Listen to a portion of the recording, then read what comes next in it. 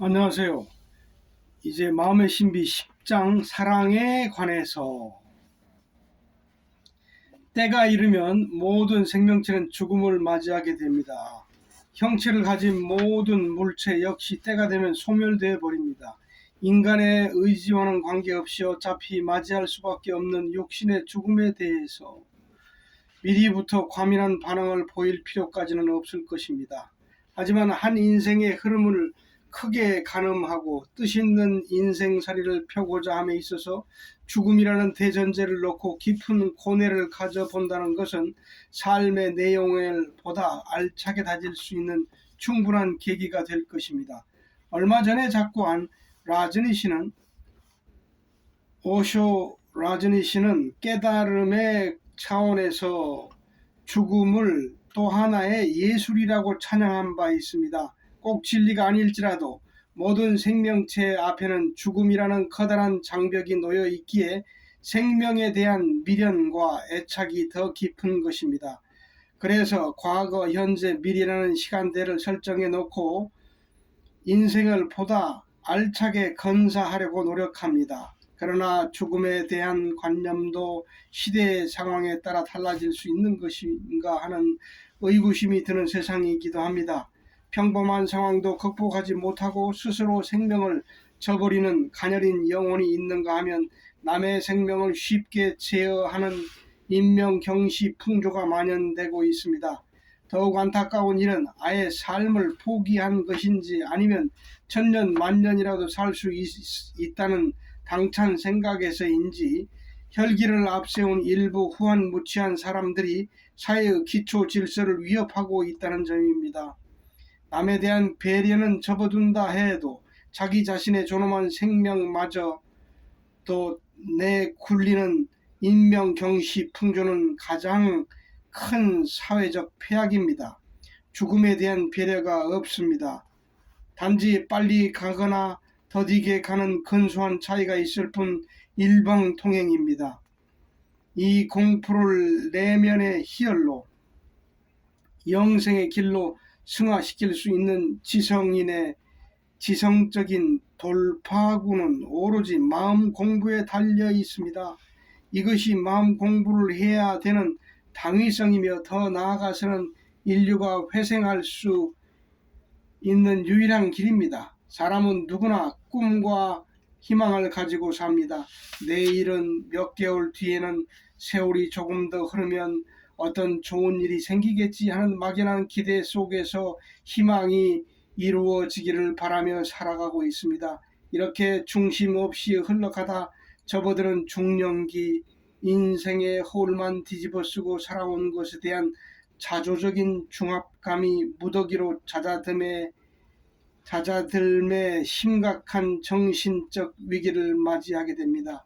대체로 40대 후반 갱년기에서 나타나는 공통된 현상이라 할 것입니다.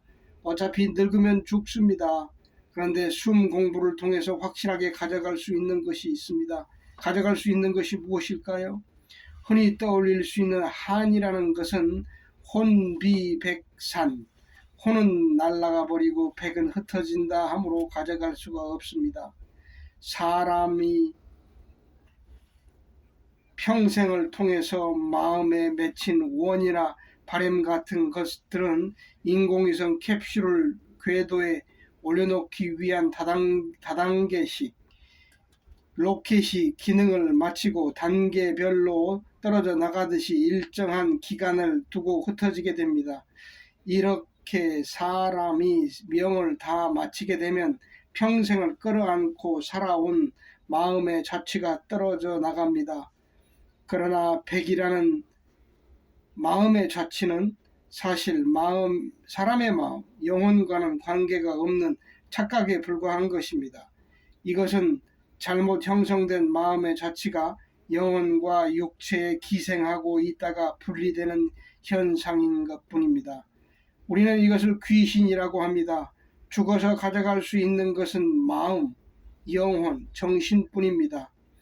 여기서 이것을 마음이라고 원색적으로 표현하기보다는 쉼이라는 은유적인 어휘를 쓰는 것이 보다 깊은 여운을 안겨줄 것 같아 쉼이라는 표현을 썼습니다.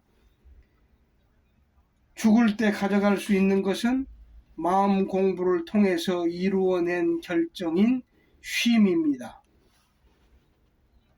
누구나 마음 공부를 통해서 고요와 평화를 얻게 되면 자연스럽게 쉼을 가질 수 있습니다. 쉼을 통해서 마음의 에너지가 높아지고 심리적인 안정이 오면 여유가 생겨나서 감정의 동요가 일어나지 않게 됩니다. 그리고 고양된 마음 에너지로부터 발출되어지는 자긍심에 의해 미움이라든가 증오, 갈등, 불안 등의 감정들도 무의적인 극복이 가능하게 됩니다. 그리고 더 나아가서는 원수까지도 사랑할 수 있는 대성적 도량이 고양되어집니다. 이렇게 스스로 마음을 닦아 얻은 평안의 결과인 쉼만을 가져갈 수 있습니다.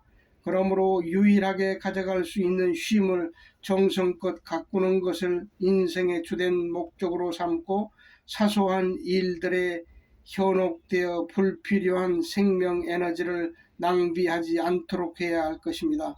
생명이 다하기 전에 쉼을 가져야 하겠지만 인생을 다 보내고 마지막에 가서 보따리를 챙기듯 쉼만을 가져가고자 한다면 인생을 살아가는 과정에서의 보람을 가질 수 없습니다.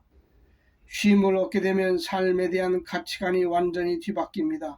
우리는 살아있으므로 살아있다는 사실과 사는 방법과 내용이 중요한 것입니다. 죽어서 가져갈 수 없다 하여 삶을 위한 사회적인 생명 활동을 회피하는 등의 소극적인 삶을 살아가는 것이 아닙니다. 육체로서 살아가고 있는 현실이 중요하므로 더욱 적극적인 삶을 살아야 할 필요가 있다는 것입니다. 비록 쉼을 얻지 못한 미숙한 영혼이 고통 속에서 살다 가더라도 희미하고 연약한 마음 하나야 가져갈 수 있겠지만 보다 젊은 나이에 인생의 정체와 목적을 파악하고 스스로의 마음을 가다듬어 쉼을 얻을 수 있다면 아름다운 삶 속에서 그에 합당한 넉넉한 인생을 즐길 수 있을 것입니다. 사람이 남기고 갈 수 있는 것이 무엇일까요? 사랑입니다. 사랑하는 마음을 갖기 위해서는 쉼이 있어야 합니다. 참 마음 밝힘에서 나는 참 숨이요 의미는 참 생명을 뜻합니다. 생명을 우리말로 하면 숨이입니다. 나는 참 생명인데 알고 보니 빛이었고 빛 중에서도 참 빛이었는데 참 빛은 전능한 참 힘과 지혜와 설기도 가지고 있더라. 그리고 그것이 결국은 사랑으로 귀결되더라는 뜻입니다. 결국 참 숨을 이루면 참 사랑이 됩니다. 죽을 때 쉼을 가지고 갈 수 있는 사람은 반드시 사랑을 남기게 됩니다. 쉼의 결정이 사랑인 것입니다. 따라서 사랑을 남기지 못하고 죽는 사람은 동물적인 생명 활동의 범주를 벗어나지 못하는 비속한 영혼을 가지고 떠나게 됩니다. 사람이라면 사랑을 남기고 죽을 수 있어야 합니다. 그리고 사랑을 남기기 위해서는 쉼을 얻기 위한 응분의 과정이 필요합니다. 쉼을 얻지 못한 영혼은 황야에 홀로 남겨진 것이나 다름없다 할 것입니다. 황량한 사막 한가운데서 오아시스를 찾아내지 못한다면 그 메마른 속에서 갈증이 오죽하겠습니까? 일생을 살아가면서 쉼을 얻는다는 것은 절박한 생사의 기로에서 오아시스를 만나는 것과 같습니다. 쉼을 등진 채 허망하고 덧없는 소화적 인생을 선택할 것인가, 아니면 세세만년 마르지 않는 생명의 쉼터를 찾고자 할 것인가. 작금에 살아있는 우리라는 영혼들은 삶의 목표를 어디에 두고 있는가. 99.99%, 100%에 거의 육박해가는 절대 다수의 사람들이 부와 권력을 창출해내기 위해 전 생명력을 소진하고 있습니다.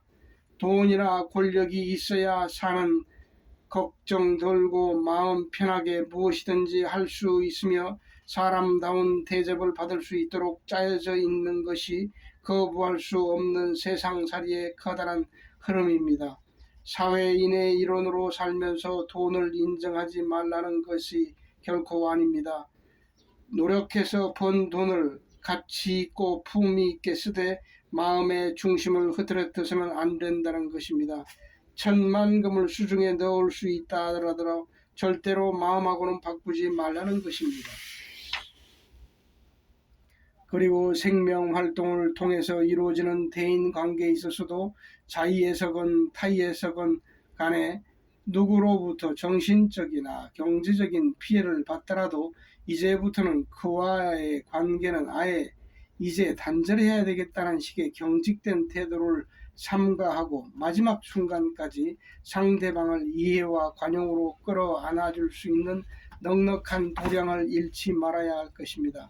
생명이 다할 때까지 믿고 믿는다면 무엇이 남겠습니까? 설사 나를 배반하고 폐를 끼친다 해도 마지막 순간까지 용납해 주고 나면 남는 것은 가슴속의 믿음뿐입니다. 벼랑 끝에 몰리면서까지도 변함없이 신뢰할 수 있는 마음의 에너지를 보양시켜주는 지성의 어머니인 믿음만이 남게 되는 것입니다. 가슴속 깊은 곳에서 용출되는 믿음이라는 것은 사람에게 쉼을 줄 수 있는 진솔하고 완벽한 지성을 향해서 나아갈 수 있는 교두보입니다. 그러므로 나 이외의 모든 사람들에 대한 믿음을 가져야 합니다. 사람을 믿을 수 있어야 마음이 쉴 수 있습니다. 바꾸면 사람을 믿지 못하고서는 쉼을 얻을 수 없다는 얘기입니다. 사람을 믿지 못하는 이유는 간단합니다.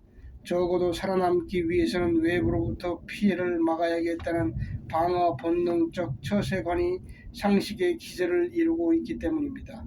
그리고 생활의 저변에서 이루어지는 대인관계에서 올곧은 순수성을 찾아보기 어렵고 실익만이 처세의 목적이 되어 있습니다. 사람이 사람답게 아름다워지는 것이 아니고 경제동물화되는 쪽으로 다름박질하며 이익이 된다면 언제라도 믿음을 저버릴 수 있는 경제 지상주의가 더 이상 만연되어서는 안 될 것입니다. 소유욕이 싹트면서 물질과 경제의 들러리가 되어버린 경제 노예의 말초적인 현상은 사회를 위기로 몰고 갈 뿐입니다. 허무한 돈이라고 하는 경제적인 배경이라고 하는 삶의 부수적인 조건을 대인관계의 척도로 하여 사람을 믿어야 될지 믿지 않아야 될지를 결정해야 되는 신뢰와 믿음의 부재가 세상 인심을 갈수록 게슬리고 있습니다. 이토록 무모한 경제 지상주의의 막다른 소용돌이를 잠재우기 위해 바람직한 방법은 믿음과 사랑의 싹을 틔우는 것입니다. 산골 바위 틈 바구니에서 졸졸이 스며 나오는 가녀린 물줄기가 모여져서 작은 물줄기를 이루게 하고 이 물줄기가 어우러져 큰 뇌를 이루고 강을 이루며 천지간에 존재하는 생명체의 활력을 불어넣어 주듯이 이 가슴에서 저 가슴으로 두터운 믿음이 이어져야 할 것입니다. 숨은 가슴을 바꾸는 공부입니다. 내 마음이 바뀌어지면 가슴이 바뀌어지고 나아가서 세상이 바뀌어집니다.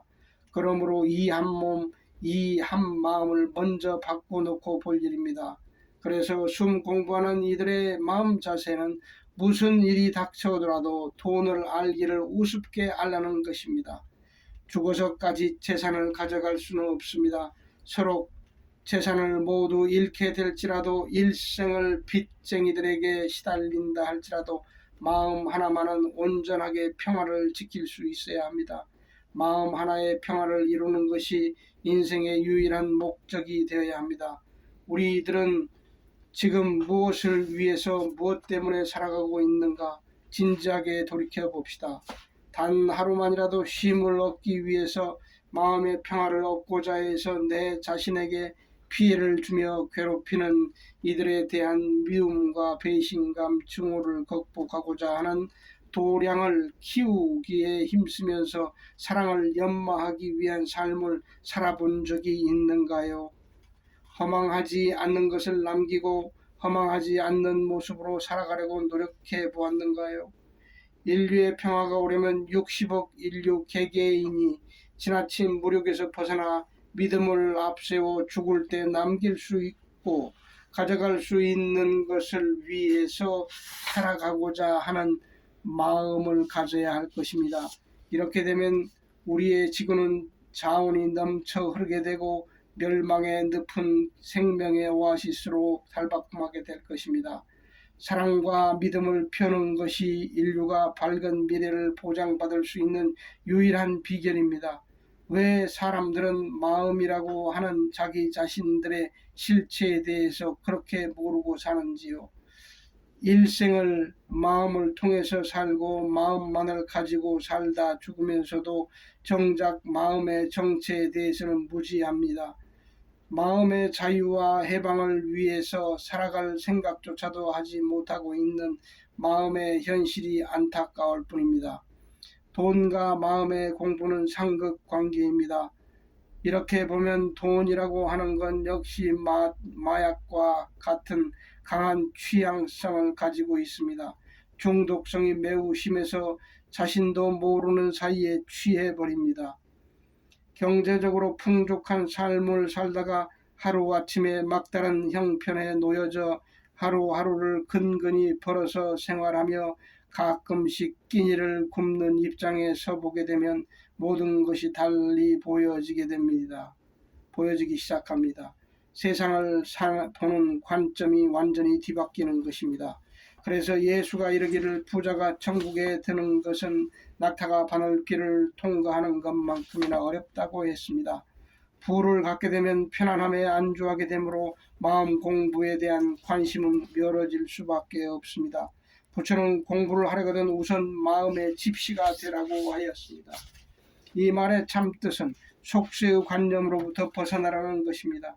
깊은 산속으로 출가해야만 불도에 정진하여 깨달음을 성취할 수 있는 것이 아닙니다. 내 마음의 평화와 자유를 추구함에 있어서 장애가 될 수 있는 모든 것들은 각오를 단단히 하고 버릴 수 있어야 합니다. 여기에서 버리라고 하는 의미는 무조건 내다 버리라는 뜻이 아닙니다. 부와 물질, 체면, 부끄러움, 고통 등 인간이 겪을 수 있는 환경적 관념인 악조건들과 부딪혀감에 있어서 그 어떤 것들보다도 항상 마음을 우선으로 하여 살아가야 한다는 뜻입니다. 그리고 이 정도의 경지라는 재물이 스스로 들어오게 됩니다. 경제적인 풍요와 권력과 명예 속에서 방심하지 않고 오직 마음만을 가꾸기 위해서 살아갈 수 있는 집시가 되어 세상살이로부터 정신, 마음의 초연함을 잃지 말아야 할 것입니다.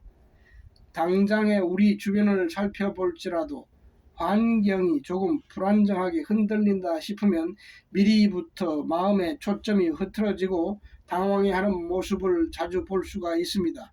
당장에 부도가 날 상황도 아닌데 부도 날 것을 미리 예상하고 큰 걱정을 하는 것입니다. 서로 부도가 나버려서 채권자들이 목을 죄며 흔들어 댄다 할지라도 마음의 동요가 없어야 할 것입니다. 철면피처럼 남에게 피해를 주고도 모른 채 하라는 것이 아닙니다. 이미 전개된 현실은 적극적인 자세로 걷어들이되 마음만큼은 굳건히 지키고 있어야 그 에너지로 재기할 수 있다는 것입니다. 참마음 밝힘. 나는 참 숨이요, 나는 참 빛이요, 나는 참 힘이요, 나는 참 슬기요, 나는 참 사랑이라. 마음을 우선으로 하여 살아가기 위해서는 참마음 밝힘을 틈나는 대로 반복해서 되뇌일 필요가 있습니다. 나는 이제부터 오로지 내 마음의 자유와 평화를 가장 귀중한 것으로 알고 이것을 우선으로 하며 이것을 위해서는 모든 것을 포기할 수 있다라는 신념을 가져야 합니다. 마음의 중요성을 인식하고 비록 가진 것이 없다고 해도 오로지 마음 밝히기에 전 생애를 기울여야 된다는 종교의 순수한 사상이 왜곡되어 종단의 재산을 헌납하는 촌극이 벌어지게 되었습니다.